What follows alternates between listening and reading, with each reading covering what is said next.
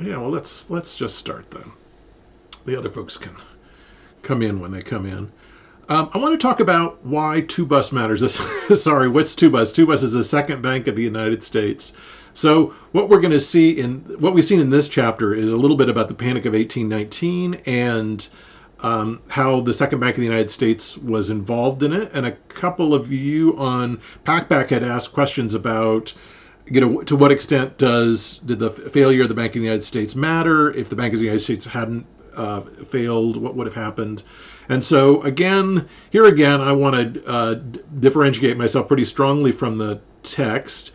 And I suppose it's because I'm a financial historian, but also I think we can't really understand Jackson and his bank war and all of this other stuff, what we're going to see in the next chapter, unless we understand the Panic of 1819 and who's hurt by it.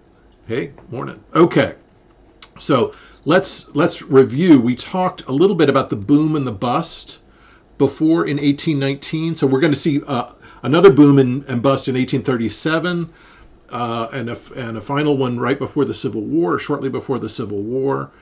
And we talked about, stockholders in the Caterpillar banks borrow money. So it's a little more complicated than that, but basically people, the way a Caterpillar bank worked was you and five other people would set up a bank. You might have a little bit of gold and silver, and you'd start issuing currency.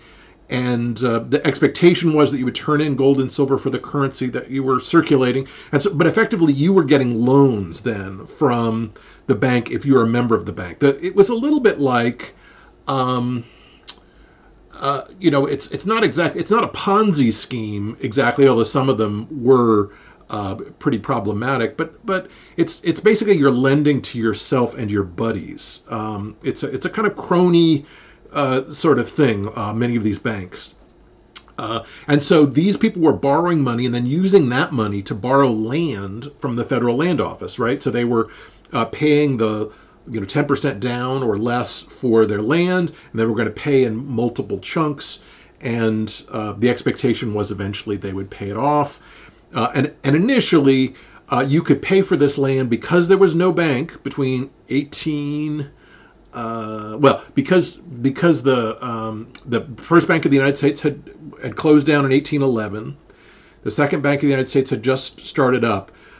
It was pretty clear that people could turn in any kind of money to the land bank to buy their land. All right. Now I want to talk a little bit about what a boom and bust cycle is. This is Bitcoin prices in 2017. Just to give you, so booms and busts and bubbles are not new. They go all the way back to this period. In fact, they go back hundreds of years before this period. But I want to talk a little bit about a boom and bust cycle. So let's just take a look at this. This is what Bitcoin prices look like from 2017 up to 2018. And, right?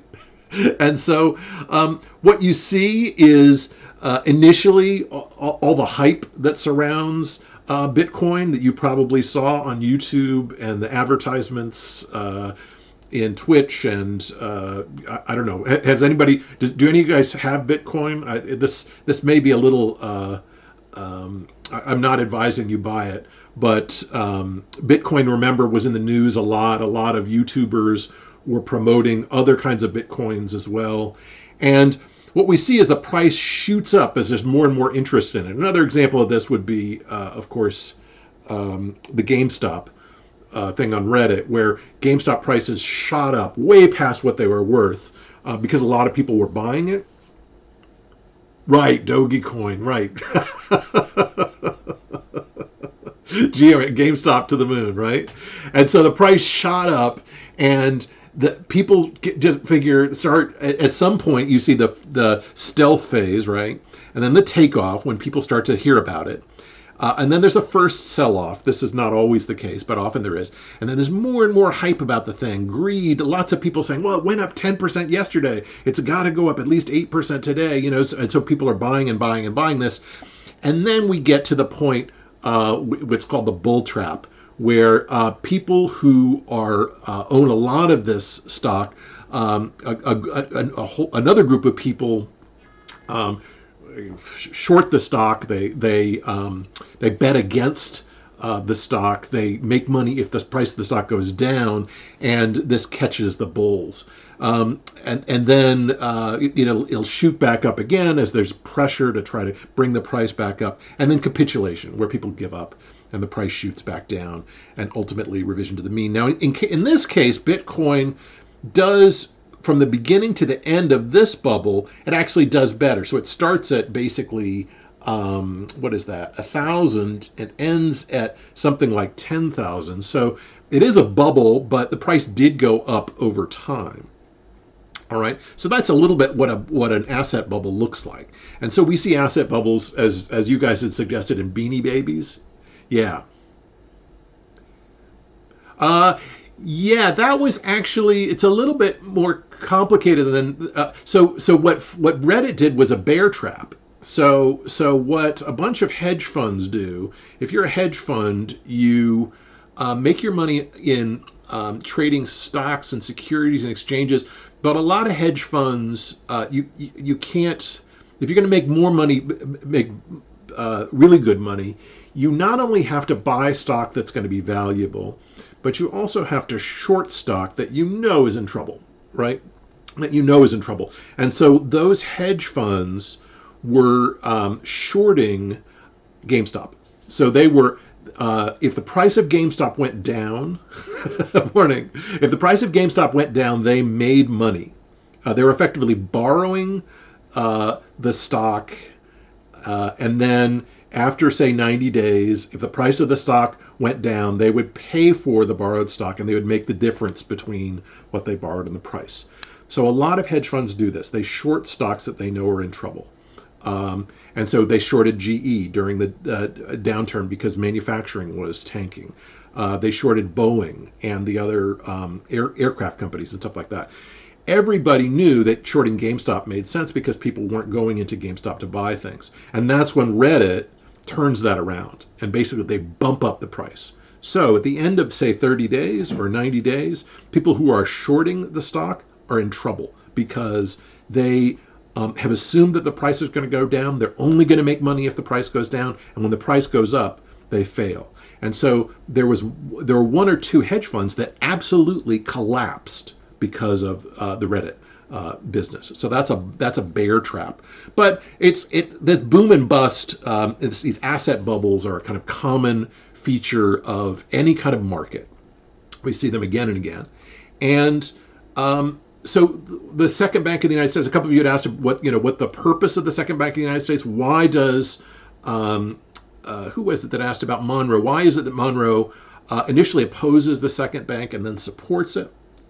And what the Second Bank is designed to do, yeah, they had not unlimited, but losses so big that they ultimately lost the fund, had to close down the fund. All these multimillionaires became thousandaires, and they didn't lose everything, but the fund collapses. All the people who were invested in the fund lost everything.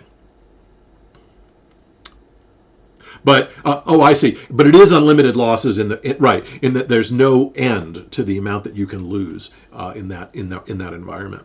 The fact that it went up 7 or 8 times its original price meant that the losses were catastrophic for those banks. Okay, so the Second Bank of the United States.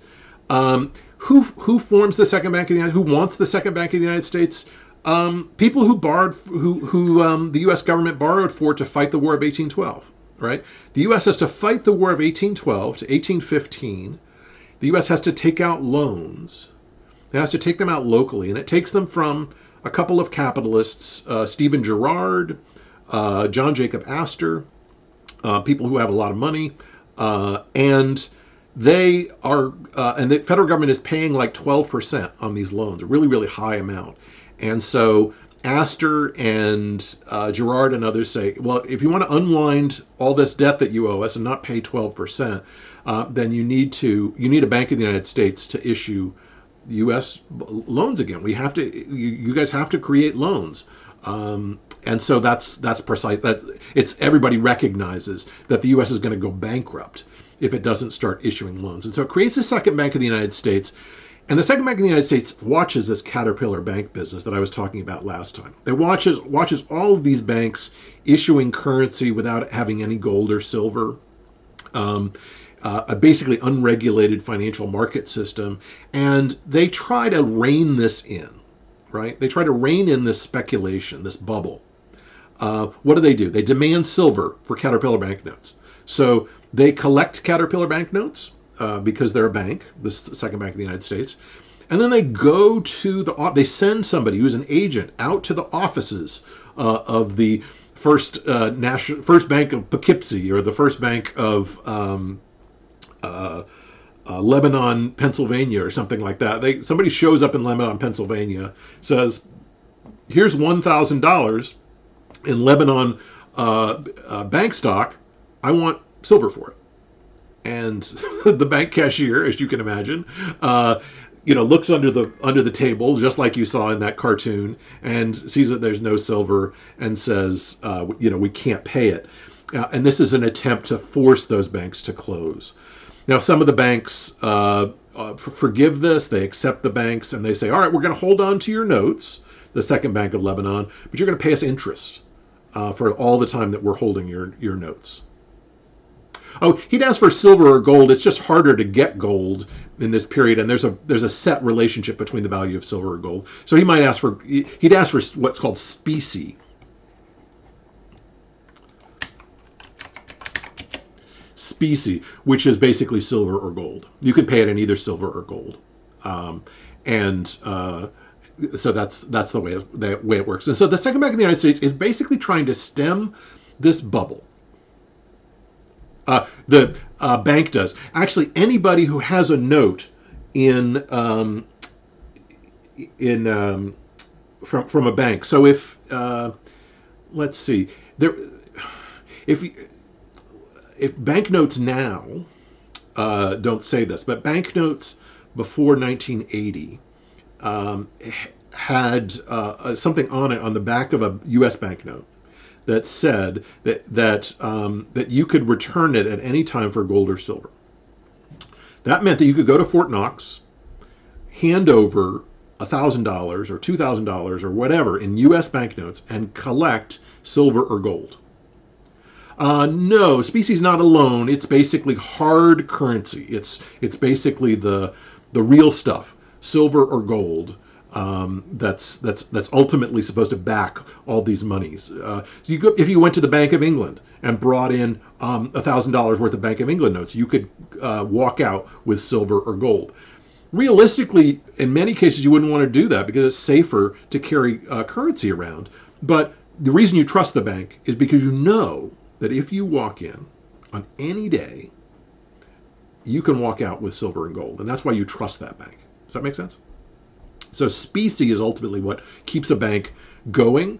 And if everybody asks for specie at the same time, that's called a run on the bank, and the bank will close. So there's clearly banks that are in trouble. There's some other banks that are, just living on the edge, issuing a lot more currency than silver or gold, but they have some silver or gold. And then there's some that are totally legit, like in Boston and New York in particular, that are totally legit, that have the silver and gold, that are basically operating like banks. The trouble is, when you look at a banknote, you don't quite always know what the state of the bank is. There was something called a banknote examiner that was passed around among banks that said the state of the banks to give you a sense of who was doing well and who wasn't. Okay. They would also report to the land office who's paying their notes. And they'd say, this Bank of Kentucky is not paying its notes. We don't think you should accept any more Bank of Kentucky notes for your land. Okay, so they're trying to trim this in. Wow, my face keeps changing. That's this. I guess it's the black background. Okay, the color of my face is just constantly changing there. All right. It creates new notes that are called post notes that are worth the same at every branch. This is really important. It means that if you get $10 from the Bank of the United States in Philadelphia, and then you go all the way to New Orleans, and you hand in a $10 Bank of the United States, there's no discount. You get $10 in silver or gold. So this is much more reliable currency, and people who are legitimate, travelers or something like that are going to trade with this. If you were traveling though from New York to Philadelphia or Philadelphia to Boston, you even as just a regular tourist, you would have to change your money when you came from one place to another. If you brought Philadelphia banknotes to New York, they'd look at the Philadelphia banknotes, and if you handed them $10 in banknotes, they might give you $8 or $9 or $9.50 or something like that in New York currency, and then people in New York would only accept the New York currency. So this is a little bit of the chaos that Second Bank in the United States is trying to prevent, and it's also trying to prevent these caterpillar banks, which are expanding in all this credit, printing money. Inflation was a problem. In general, inflation is a problem. Inflation was to a certain extent limited by the fact that the expectation was those banks would be turning in money for silver or gold. But yeah, the Bank of Lebanon, Pennsylvania, for example, did have inflation, because if you had a $10 banknote from the Bank of Lebanon and you went into Philadelphia, you might only get $3 for it. You might get 50 cents for it, right? So that's inflation. That currency is worth almost nothing, right? So that is currency inflation for the Bank of Lebanon notes. So that's obviously that's what's happening. So that's a great question, but that's what's happening effectively is inflation, because people are only accepting your notes at a discount. Does that make sense? Yeah, there were localized inflation spikes. It's bedlam, all right? And so the Second Bank of the United States is trying to fix this bedlam by demanding silver, reporting to the land office who's paying off, creating new notes that are worth the same at every branch. Okay, so now what happens next is bad publicity for the Second Bank of the United States. And these are the Brutus letters that are discussed in the textbook. Basically, this dude, he's about 20 years old. His dad is a cashier, I think, at the Baltimore branch or the Philadelphia branch, and he wants to make a living as a writer.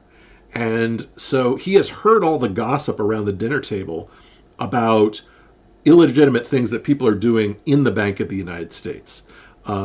People taking out loans with no money in advance. They're basically people who are insiders who are benefiting from branches of the Bank of the United States. And he writes when this, as you can see here, gradually weaning their hearts from liberty, all right, and virtue to luxurious pleasures purchased by a counterfeit money, which, while it robs, deceives, and enslaves them. So this is a purple prose of the worst. I mean, this guy is a terrible writer, but he actually knows some things about what's going on in the bank. And these notes, these Brutus letters, just like, remember the letters from Publius, are published anonymously with this sort of fake name at the bottom, and are redistributed and reprinted in all sorts of newspapers. So these Brutus letters give really bad publicity to the Bank of the United States. They're published in the Philadelphia Aurora from January to May of 1818, attacking the Second Bank of the United States based on inside knowledge. Now, let me tell you that the Second Bank of the United States is not the most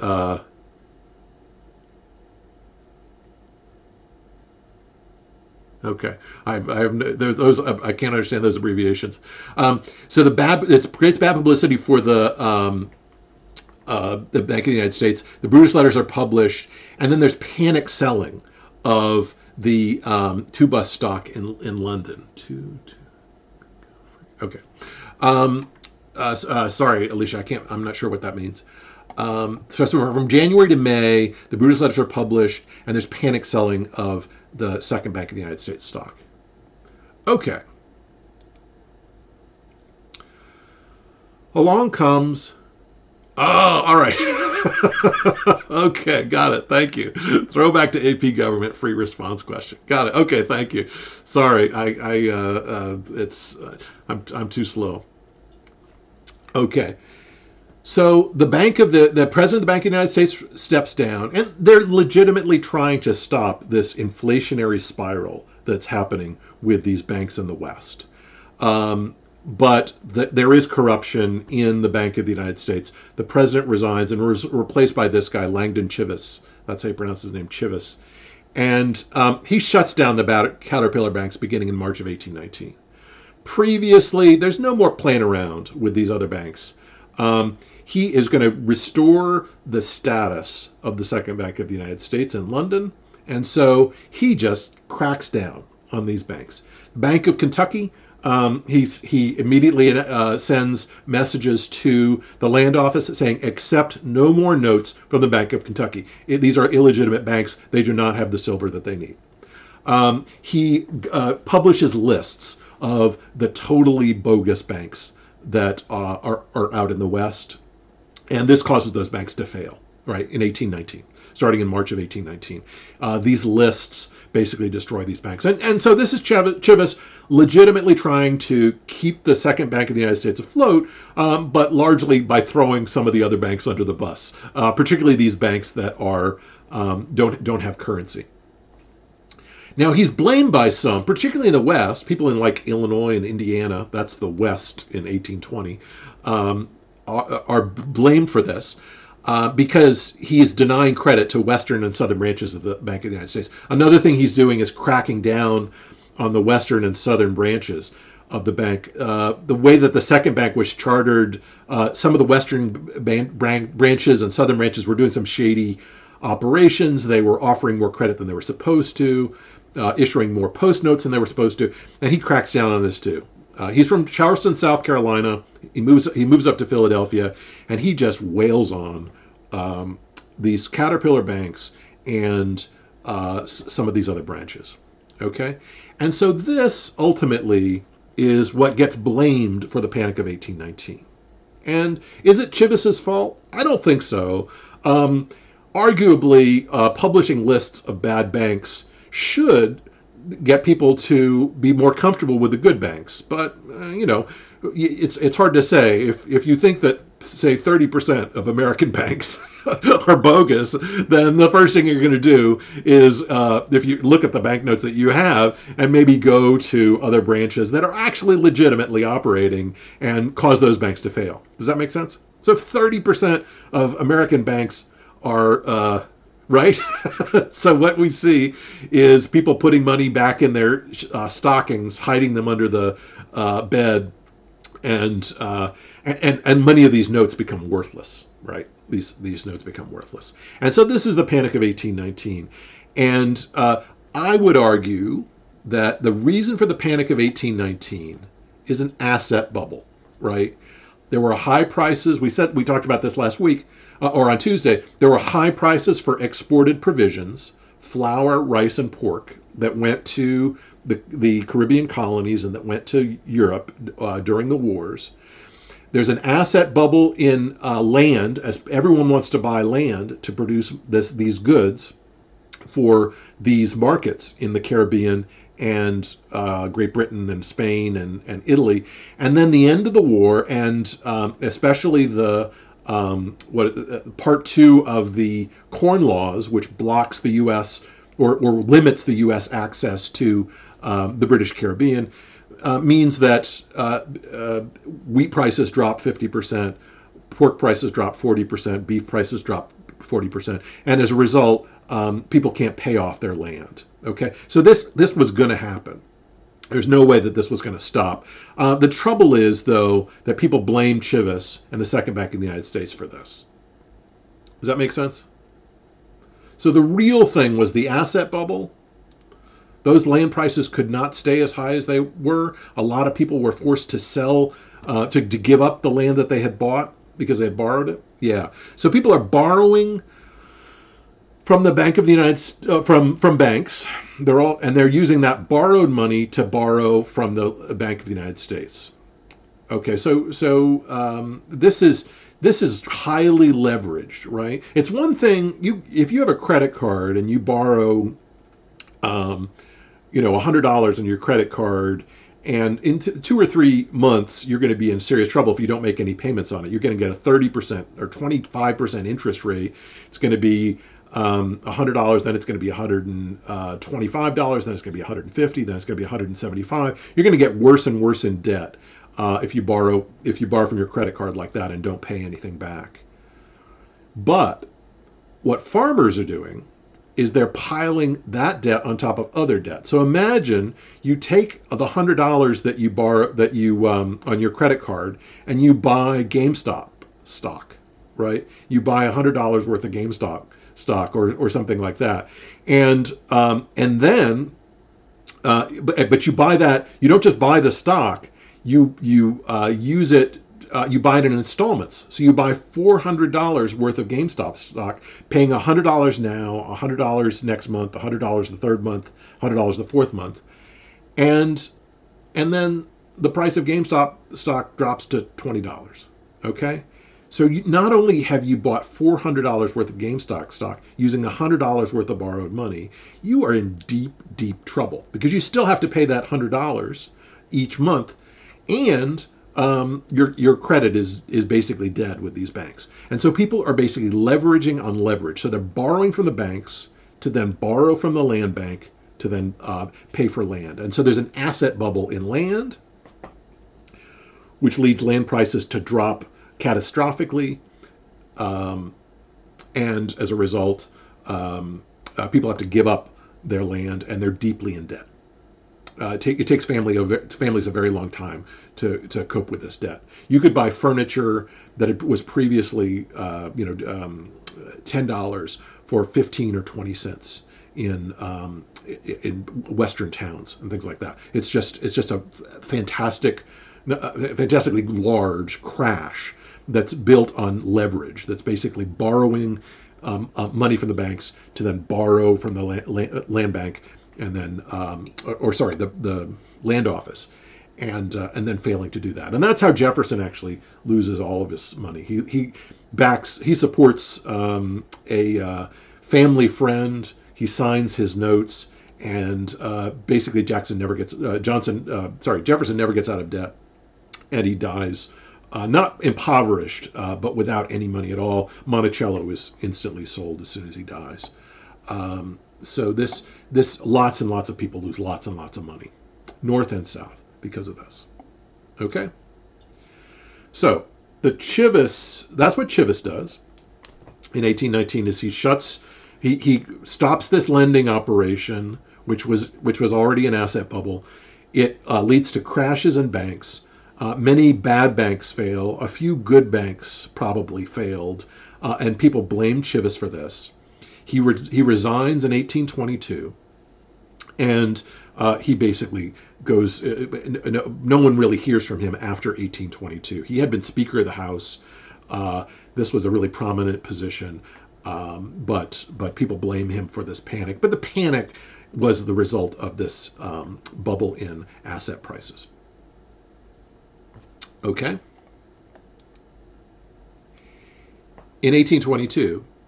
He's going to be replaced by this man, Nicholas Biddle, one of the wealthiest folks in the United States. According to him, he's very smart. He went to University of Pennsylvania when he was 10 years old. So Chivas is blamed because he breaks down. Right? Chivas is blamed because he shuts down the Caterpillar banks. And people in Kentucky are upset because he shuts down the Caterpillar banks. The way he does it is he basically publishes a list of bad banks, and he includes some of these Western banks in them. They fail, and they blame him for this. They say, "Oh, the bank was fine. You just hurt it." There were other banks that were struggling or maybe just on the edge. They collapsed too because of Chivas's actions, and so he shuts this down. He's defending the second bank in the United States, right, which had all this bad publicity. The stock in the second bank in the United States goes back up after Chivas does this, but the other banks, many of the Western banks, fail. And so people in the West, particularly politicians in the West, blame Chivas for this failure because he's basically shut down these bad banks. I think he could play the fiddle. I think he played he played the violin, so I guess he plays the fiddle. Yeah, that's some hair, right? These the like what he spent in hair gel probably is a considerable amount of money. Yeah, yeah, he did. I mean, I don't know. He arguably he saved the second bank in the United States and he hurt the other banks. He's got some hair. So this is Nicholas Biddle, very fond of himself, and he's going to be important long term because the Andrew Jackson's hatred for Nicholas Biddle is going to define really the 1830s. But this is Nicholas Biddle, appointed the third bank president in 1822. Right, he's about probably 50, but he's got good skin. Good skin. All right, and here's what Biddle does. And sorry, this is I'm getting a little wonky here. Let me just shrink this down so you can see this. But this is important. All right. Oh, and you can't see the bottom there. Okay. How do I fix this? All right. I'm going to shrink this down a little bit. How do I shrink the whole thing down? All right. Bear with me here a bit. Whoops.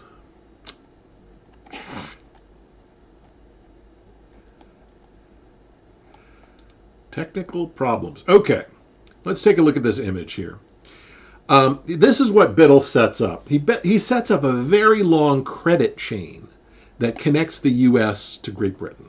Right? The U.S. is going to get credit. It's going to get credit from Great Britain, where all the capital is. The British Empire has got a great deal of wealth, and people in Britain are keen on investing in the New World, which they see as having boundless possibilities.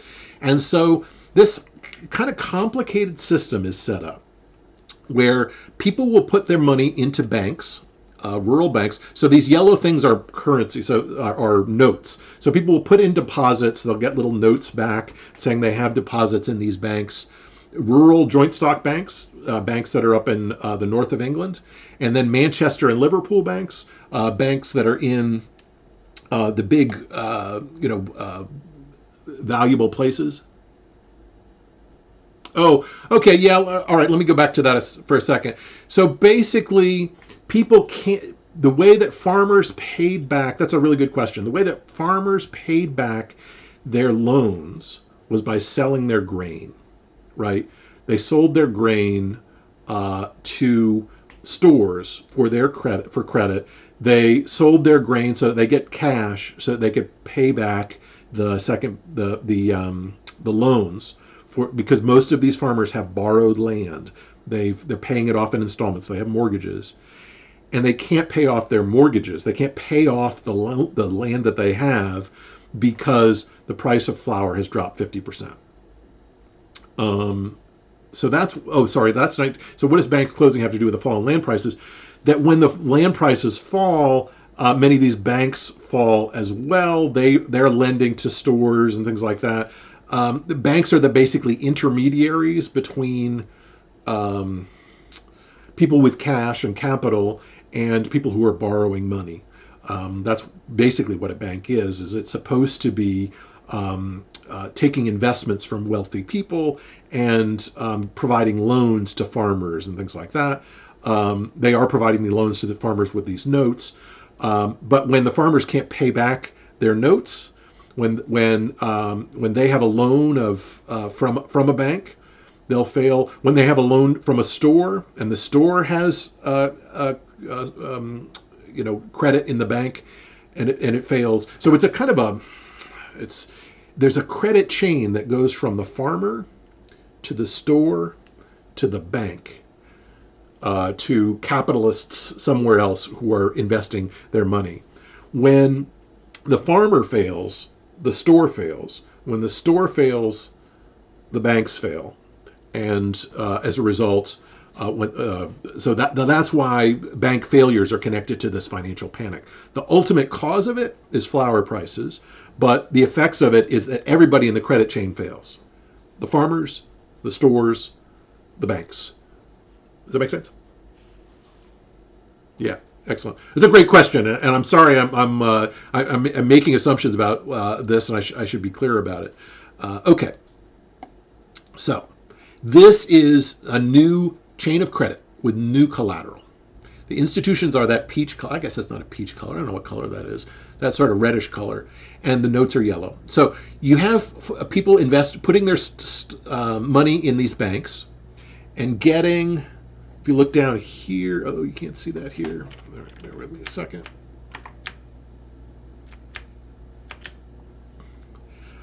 I know, the most ugly and complicated chart in the world, but these people are getting 3% for their money. That's down there at the bottom. So they're putting their money in the bank. They're investing 3%, and these are stable, pretty stable British banks. In Manchester and Liverpool, rural joint stock banks.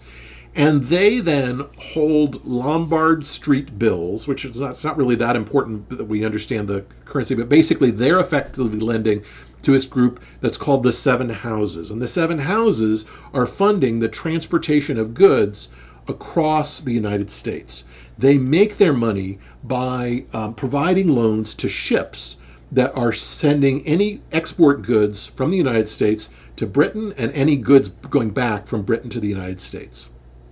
Okay, they use these things called sterling bills of exchange to do this, and then these seven houses are setting up these banks or providing credit to the Second Bank of the United States and what are called agency banks, which are basically branches of these banks. These new banks, after 1822, right after Langdon Cheves comes in, are much more stable banks. And they issue state banknotes, which are guaranteed by the Second Bank of the United States and the agency banks, which are in turn guaranteed by the Seven Houses, which are in turn guaranteed by the Manchester and Liverpool Bank. So there's a credit chain that stretches across the Atlantic. The interest rate is 3% for the depositors. The Seven Houses borrow at 3% and lend at 5%. The Second Bank of the United States borrows at 5% and lends at 8 to 25%. Does that make sense? So there's basically this line of credit that's extending from Britain to Europe, but it depends on trade across the Atlantic. Okay, these state banknotes are the ones that survive the Panic of 1819, or new banknotes, banks that are created. They have currency, and this is where we get the term Dixie from, actually, because steamboat operators who operated up and down the Mississippi River referred to the the French part of the Mississippi River as the area where Dixies were traded. Dixies were French banknotes that had a 10 on the top, and the French word for 10, dix, on the bottom. Dix.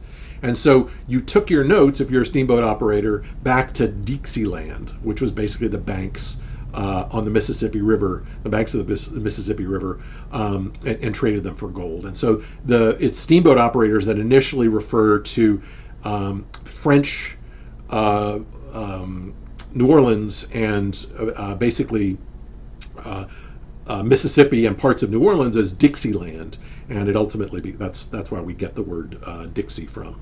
Okay. All right. So what is this? What are these Dixies used for? Well, this is the grim part of this, because it basically funds cotton, and this is why cotton goes from 4 times from basically cotton exports to Great Britain go from being roughly equal to the flour and wheat exports to 4 times, and then 8 times, and then 16 times, and then 10 times the exports. Cotton is by far the single largest export from the United States. Cotton is the thing that provides foreign exchange for the United States, and that means, and it's short-term lending, which pays for land and enslaved people. And this is what pays for people being sold down the river. You've heard that expression, being sold down the river. That expression refers to this period between 1820 and 1861 in which enslaved people from Maryland or Virginia or coastal South Carolina, say Charleston, are sold to Mississippi and Louisiana and South Georgia, where all the best land is, the so-called Black Belt. And so what this banking system does, Nicholas Biddle's very complicated banking system, which gets credit all the way from Britain, is it funds the internal slave trade in the United States. Why is it an internal slave trade? Because after 1807, the United States no longer is involved in the international slave trade, the Atlantic slave trade. But cotton requires 200 frost-free days, right? You can't grow cotton unless you have 200 frost-free days. And that means basically Georgia, Mississippi, Louisiana, South Carolina, a little bit of North Carolina, a little bit of Tennessee. It's basically the lower South, and a little bit above that is the area where you get where cotton grows. It's very valuable in London and Manchester, and the only way you can get credit in many cases from banks is if you're growing cotton. And the way in which people grow cotton is to enslave more and more people from the upper South. And so if you were living, an enslaved person, you were living in Virginia or Maryland or South Carolina in 1820, there was a 1 in 3 chance that someone in your family would be sold in the space of 10 years. So this is the interior slave trade, which is funded basically by this banking system. Does that make sense? Right. Exactly. So Britain banned slavery in well, it's a little later. Britain banned slavery they banned the slave trade in the 1790s, and then they end slavery in the Caribbean in 1833. So that's a little bit later. But Britain is basically funding these banks that rely on slave trades to produce their profits. No question. Absolutely. That's the case. Okay, it's this British Empire that makes this all possible. So even while technically no one's hands are dirty, many people didn't know it, right? If you think about it, when you have money in a savings account, say at Chase Manhattan Bank, you don't know what Chase Manhattan Bank is doing with that money, right? If you have money in the bank of the Athens Bank, what's it called? One of the they just changed it. Synovus, right? Is if you have money in your Synovus account and you're collecting interest, or you have money in the checking account and you're not collecting interest. Either way, that money that you have saved in the bank is being invested, right? It's being invested, and most people don't know where that money is being invested, even today. So, in 2008. A lot of people who had their money in banks didn't realize that Chase Manhattan and a bunch of the other banks were investing in mortgages that were never going to get paid back. Okay? Likewise, British citizens have their money in these banks. The banks are indirectly lending to support an internal slave trade in the United States and the export of cotton, but they don't know it. Does that make sense? People in the 7 houses knew it. People in the Manchester and Liverpool banks probably knew it. People in the second bank in the United States obviously know it, right? They understand exactly that this money is going to fund banks which are going to provide short-term interest, rapid interest. So what's different about after 1820 is all these loans are short-term, 90 days, 180 days. No longer, investing in land. Most of these banks do not hold land, but that's not exactly true. But in many cases, the loans are for short terms, for 90 and 180 days. Now, there were a couple banks in Mississippi that did lend money on land, but most of them lend money to enslavers, people who are large slaveholders, who are well known, And those large slaveholders borrow, say, $10,000. They use that money to buy enslaved people from Maryland and Virginia and coastal South Carolina.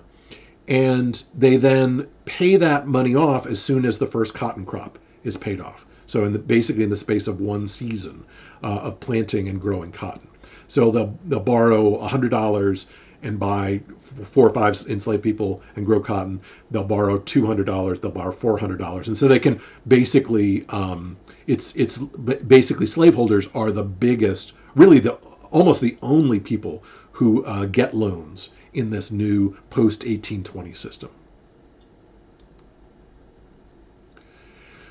So this new credit system under Biddle funds business expansion. It's not just the internal slave trade. It also funds, the creation of the American clipper ship in the 1820s. It funds things like the Blackball Line. It funds new businesses like Brooks Brothers, which are creating jackets for people. It's funding, enterprises that we would think of as legitimate.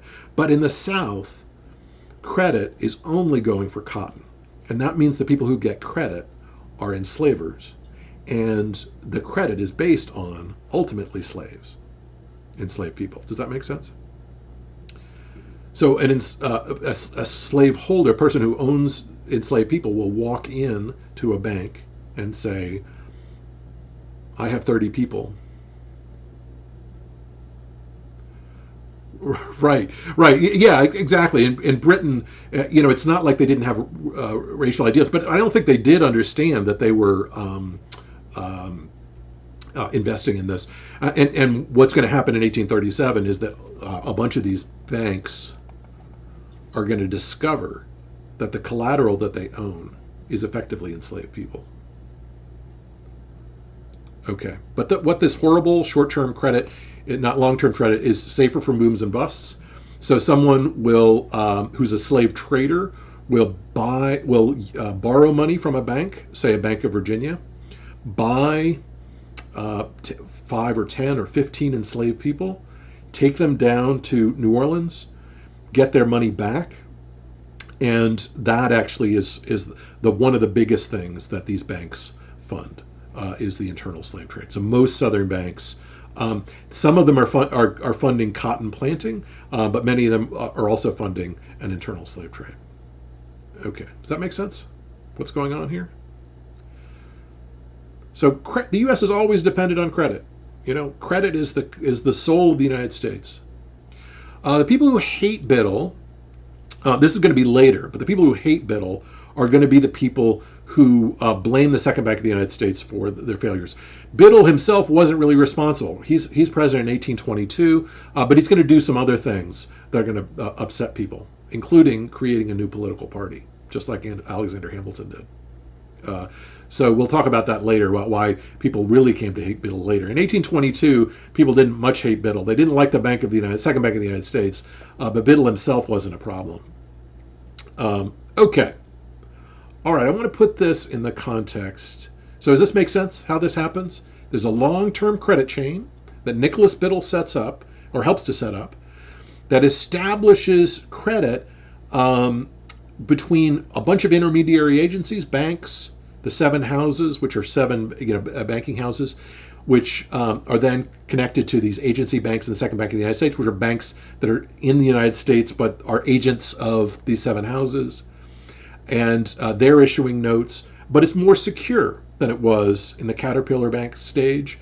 The trouble is that the security ultimately is enslaved people in the South.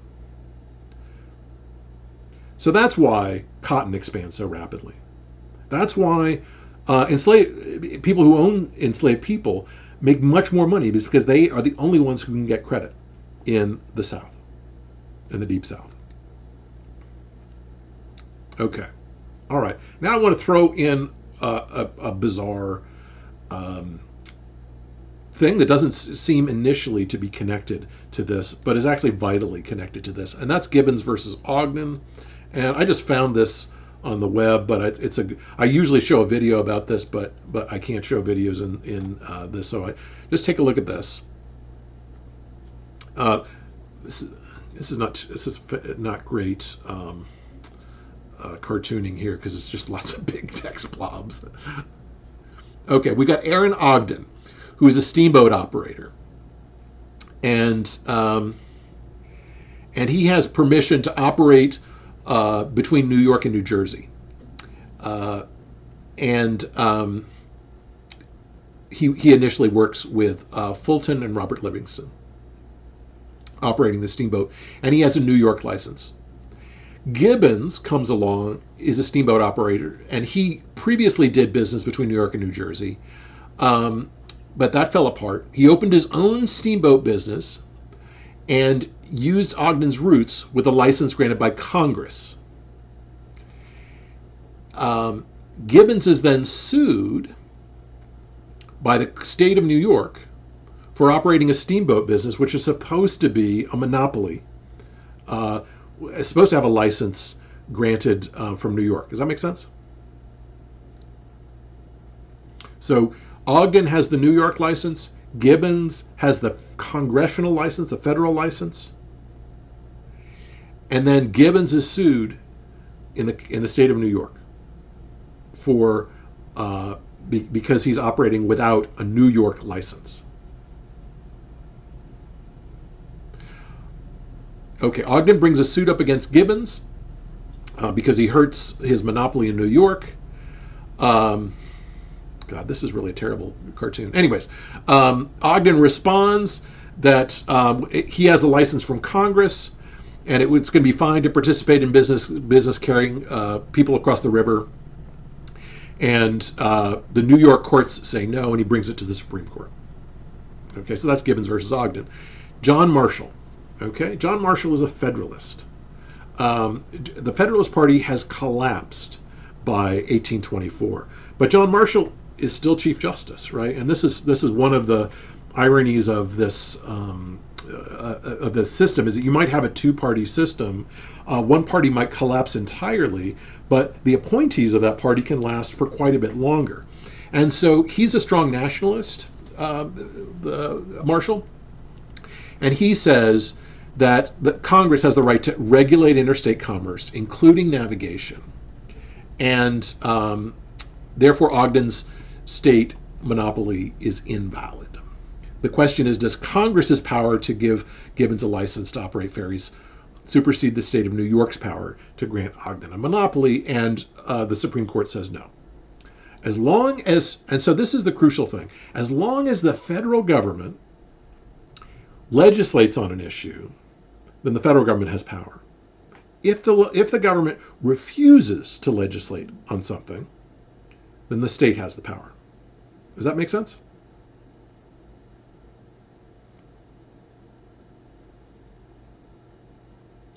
So why would this have anything to do with this? Why would the issue of who gets to control interstate trade be affected by the Gibbons versus Ogden decision?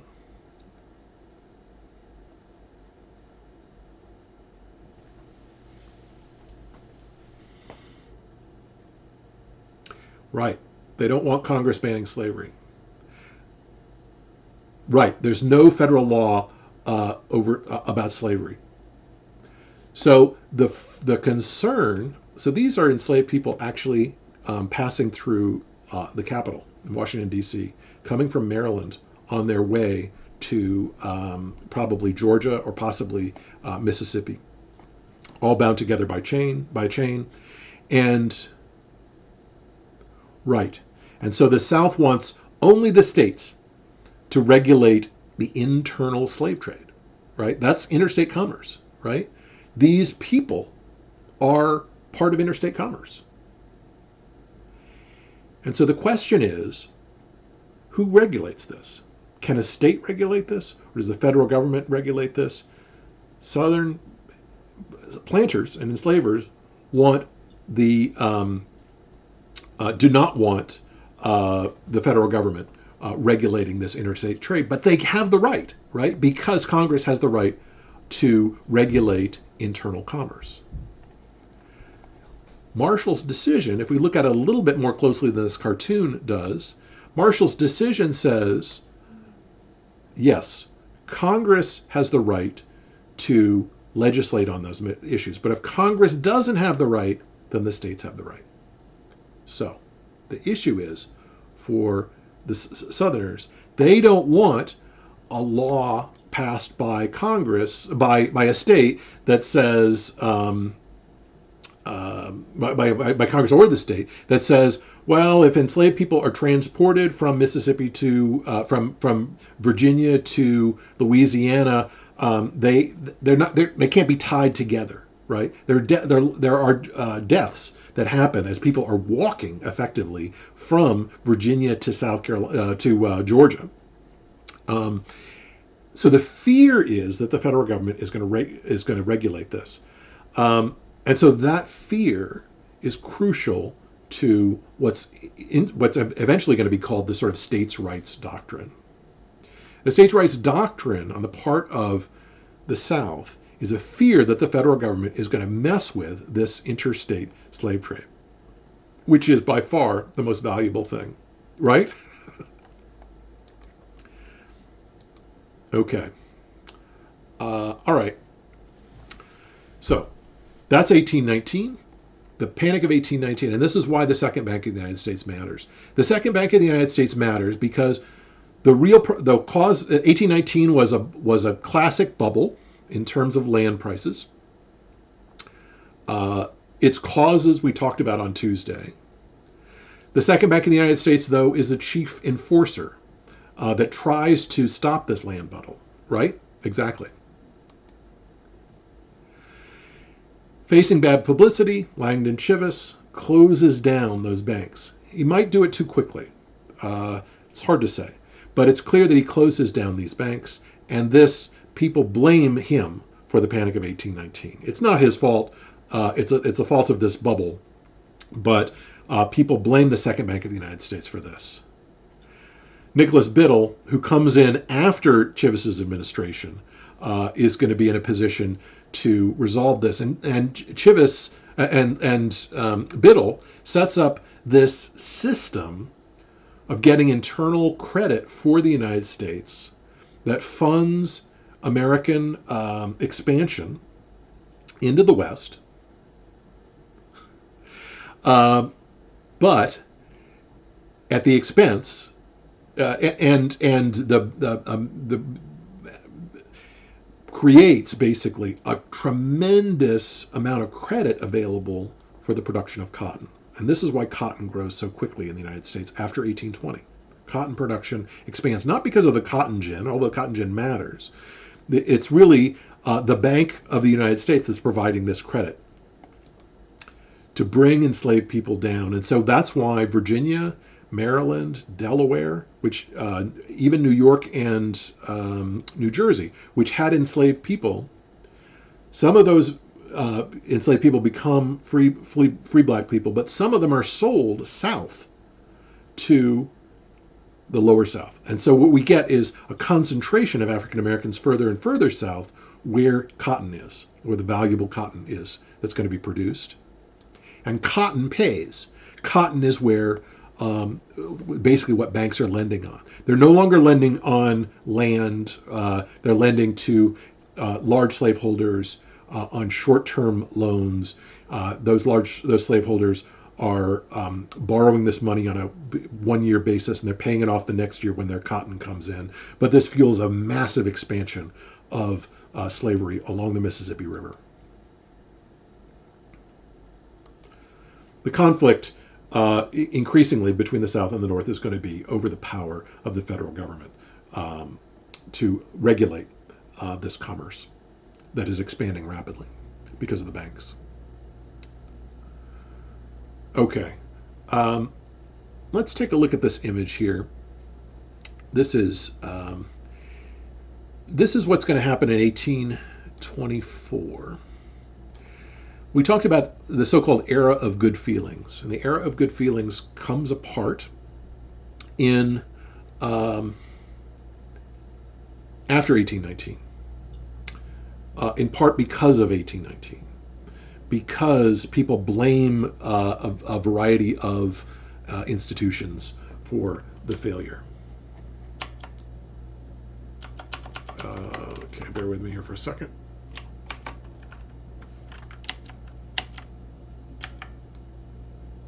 What is his name?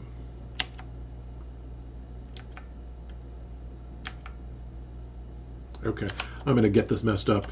And we actually haven't gotten to the 1824 election in the readings yet. So I'll stop here. Are there questions?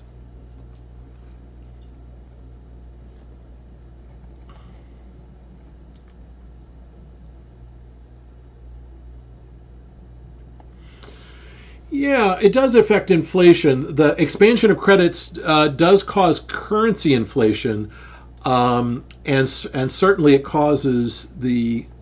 Bear with me here for a second. Certainly, it causes there to be currency inflation for those banks, and that's why those banks fail.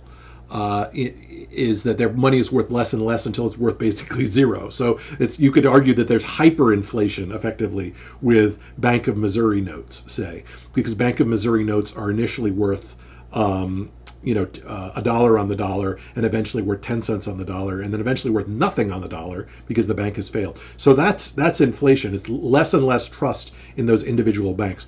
But that inflation is confined really to the particular banks that are out there.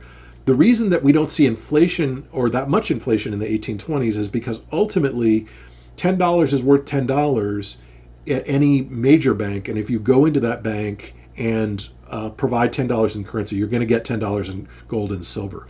So the backing of those banks by specie, by silver and gold, means that you're not going to get that much inflation. There's a little bit of inflation in this period, in part because of more and more gold discovered, particularly in North Georgia.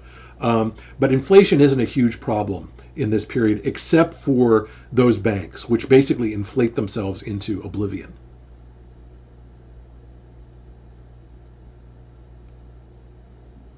Other questions?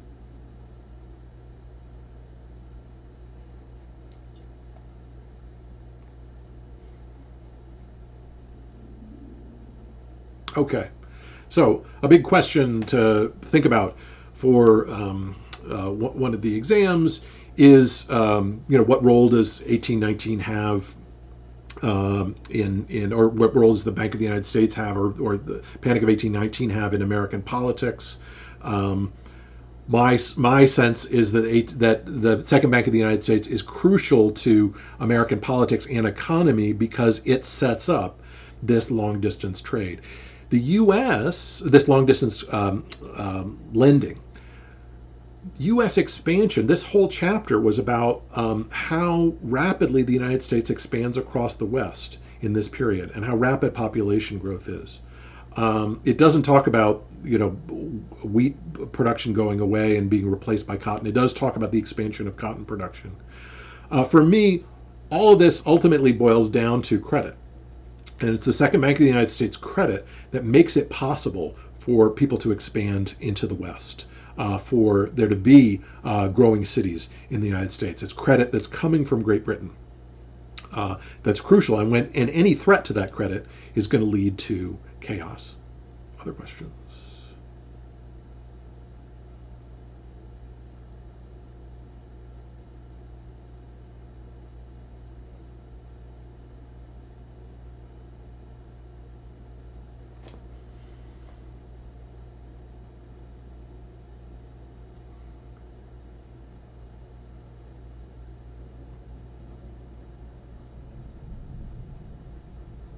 No? All right. I hope that was clear. What we've set up then is how important the Bank of the United States was for the United States, how important credit was for the United States, and how fragile, in a way, that credit is. That credit is relatively fragile because at some point these depositors are going to realize that they're lending money that's effectively going to the internal slave trade in the United States. the dependence on the Bank of the United States is also going to be a crucial matter in American politics. And the transportation of enslaved people from Virginia and South Carolina to Mississippi and Louisiana and South Georgia is going to be an issue that's going to divide and fracture North versus South. Okay? Thanks, everybody. Say goodbye. Send me an emoji. I'll end early today. Tomorrow, on Tuesday, we're going to talk about the 1824 election and Andrew Jackson. Thanks. Have a great weekend.